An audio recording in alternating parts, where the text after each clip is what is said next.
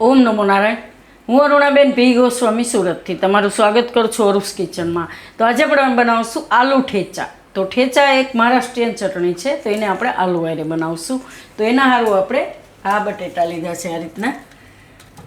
તો તમારે જેટલા બનાવો એ પ્રમાણે તમે લઈ આ 500 ગ્રામ જેટલા આપણે બટેટા લીધા છે. અને મરચાં, તો લીલા મરચાં આપણે થોડાક આ રીતના લીધા છે, થોડીક મરચી તીખાસ પ્રમાણે લઈ શકો એમ. તો આ બહુ તીખા ના હોય એટલે એટલા લીધા છે. આ 4-5 તીખી મરચી લીધી છે. થોડાક આપણે લીલા ધાણા લીધા અને લસણ લીધું છે એક ગાંઠિયો ફોલીને.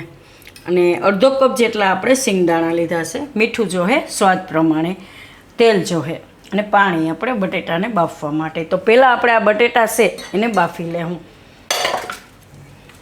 તો કુકરમાં આપણે આખા જ નાખશું, કેમ કે બહુ વધારે નથી બાફવાના ને 70% જેટલા બફાય એવા, હાવ છૂંદો થઈ જાય એવા નથી બાફવાના. એટલે આપણે આ રીતે આમાં આખા જ બટેટા નાખીશું અને પાણી નાખી દેવું અને મીઠું નાખી દેવું. તો બટેટામાં મીઠું ચડી જાય, તો મીઠું થોડુંક વધારે નાખવાનું આમાં, એટલે એકદમ સરસ બટેટા થઈ જાય. તો ગેસ ચાલુ કરશું આપણે. કુકરનું ઢાંકણું બંધ કરી દઈશું. તો આને આપણે બહુ નથી બફાવા દઈના, એનું ધ્યાન રાખવાનું. તો 2 વિસલ થાય એટલે તરત ગેસ બંધ કરી દેવું એમ. એટલે જ આપણે આખા નાખ્યા છે એમાં. હવે એ થાય ત્યાં સુધીમાં આને આપણે સુધારી લેવું થોડાક. તો આ રીતે ડીટીયા કાઢી અને એના ખાલી આ રીતના ટુકડા કરવાના છે આપણે. આ રીતે બધાય મરચાં આ રીતે ટુકડા કરી લેવું. તો કુકર આપણે ઉતારી લીધું છે ને મરચાં આ રીતે ટુકડા કરી લીધા છે.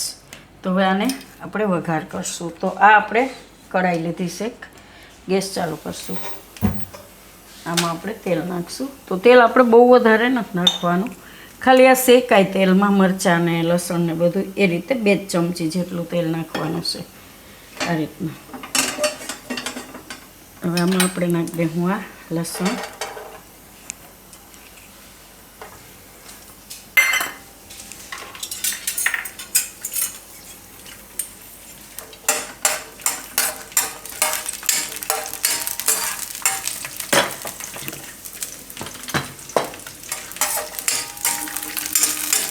અને મરચાં.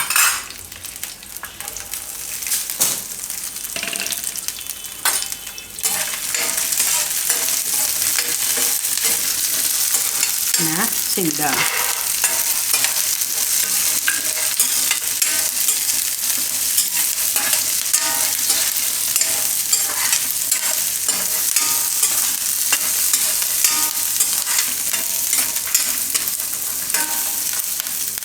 આમાં થોડુંક મીઠું નાખી દેવું આપણે સ્વાદ પ્રમાણે.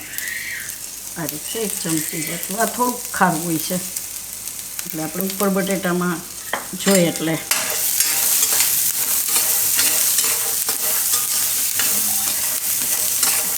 અને થોડીક વાર શેકી લેવું આપણે. આખું મીઠું હોય તમે આખું મીઠું નાખી શકો ને, તો આ મીઠું તમે વાપરી શકો એમ. તો તેલ એકદમ ઓછું નાખવાનું, ખાલી આ તેલમાં શેકાય એટલું જ આપણે તેલ નાખવાનું છે. તો સિંગદાણા શેકાઈ જાય ને લસણ ને થોડુંક લાલ થઈ જાય એ રીતે આપણે શેકી લેવું એને. આ રીતનું આપણે શેકી લેવાનું. જો સિંગદાણા શેકાઈ ગયા, લસણ અને મરચાં બધું, તો ગેસ બંધ કરી દેવું, નીચે ઉતારી લેવું આ રીતનું. આને થોડુંક ઠંડુ થવા દેવું. બીજામાં કાઢી લઈએ આપણે, એટલે જલ્દી ઠંડુ થઈ જાય. તો આને આપણે કાઢી લીધું છે ને ઠંડુ થવા રાખ્યું છે. તો ઠંડુ થાય ત્યાં સુધીમાં બટેટા આપણે કાઢીને જોઈ લઈએ.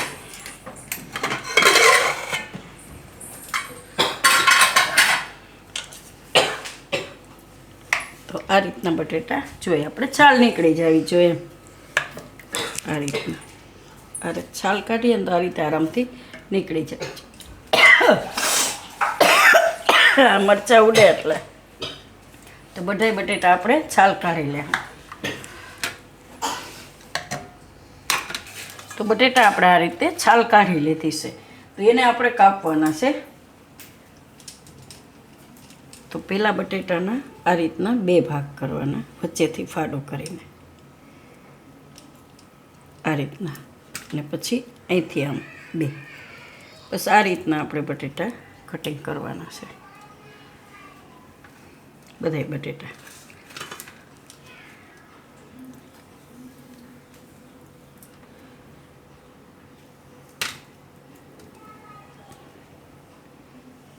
આ રીતના જોઈએ આપણે. તો આને આપણે આ રીતે સુધારી લીધા છે બધાય બટેટા.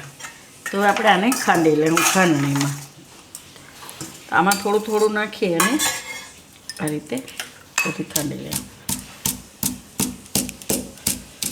થોડું થોડું નાખતું જવાનું ને મિક્સ કરતું જવાનું, ખાંડતું જવાનું. આ રીતે મિક્સરમાં કરીએ તો પછી વધારે એકદમ ચટણી જેવું થઈ જાય. આપણે એટલું બધું નથી કરવાનું, અધકચરું જ આને વાટવાનું છે.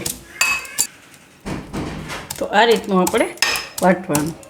એમાં થોડા થોડા દાણા નાખી દેવાના, એટલે એ ભેગા થઈ જાય મિક્સ એમ આ રીતે. તો આને તમે કાઢીને પાછું બીજું નાખી નહીં કરે હવે, બધું એકારે કરી હવે. આ રીતનું આપણે જોઈએ. ધાણા એકદમ સરસ ભેગા મિક્સ થઈ જાય એમ, એકદમ મસ્ત ફ્લેવર આવશે આ રીતે કરશું ને.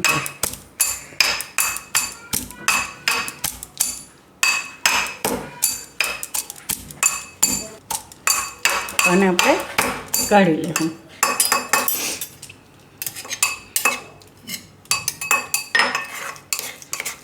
આ રીતનું સાઈડમાં. અને બીજું બધું થોડું થોડું કરીને એને ખાંડી લેવું આપણે. ધાણા ભાજી મિક્સ કરતા જ હું આ રીતે કરી લઉં. તો આ બધું આપણે આ રીતે ખાંડી તૈયાર કરી લીધું છે. તો હવે આપણે એને તૈયાર મસાલો કરશું, આમાં મિક્સ કરશું. તો આ આપણે કઢાઈ લીધીશ, પાછી ગેસ ચાલુ કરશું. આમાં આપણે થોડુંક તેલ નાખશું, અડધા ચમચા જેટલું એમ. આ તેલને ગરમ થવા દેવું.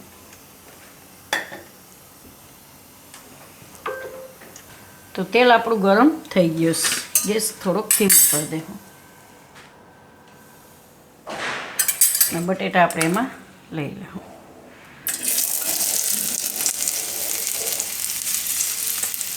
ધીરે ધીરે તેલ ઉડાડીને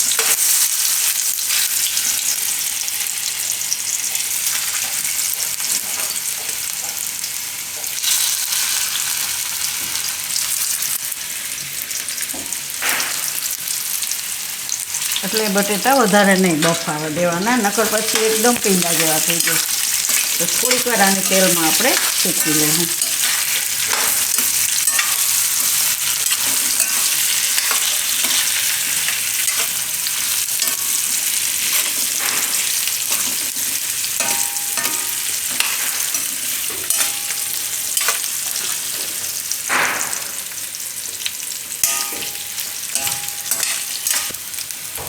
અને થોડીક વાર આપણે આ રીતે ફેરવી લીધા તેલમાં. હવે આપણે જે મસાલો તૈયાર કર્યો ઠેચાનો, એ આપણે એમાં નાખશું. ઠેચા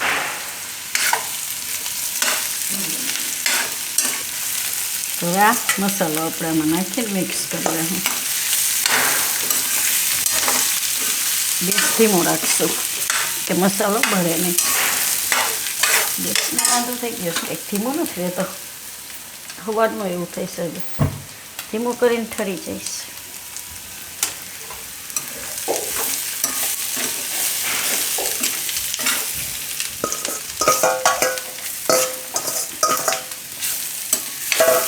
તો થોડીક વાર આમાં પકાવી લેવું મિક્સ કરીને.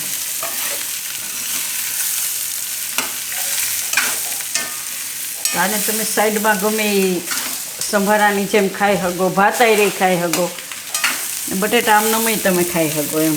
બહુ મસ્ત લાગશે ખાવામાં.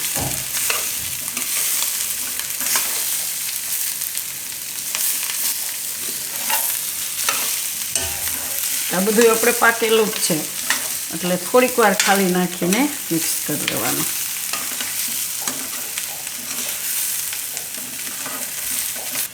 તો હવે આપણે ગેસ બંધ કરી દઈશું ને ઉતારી દઈએ. આ ખાલી આમને બટેટા તમે ખાઈ શકો એમ નાસ્તાની જેમ. તો કાઢી લેવાનું આપણે.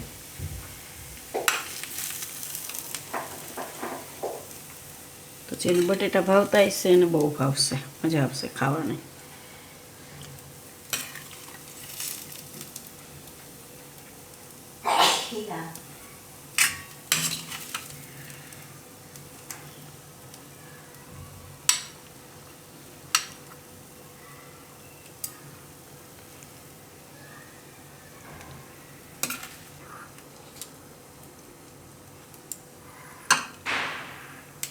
તો તૈયાર છે આપણા ઠેચા આલુ.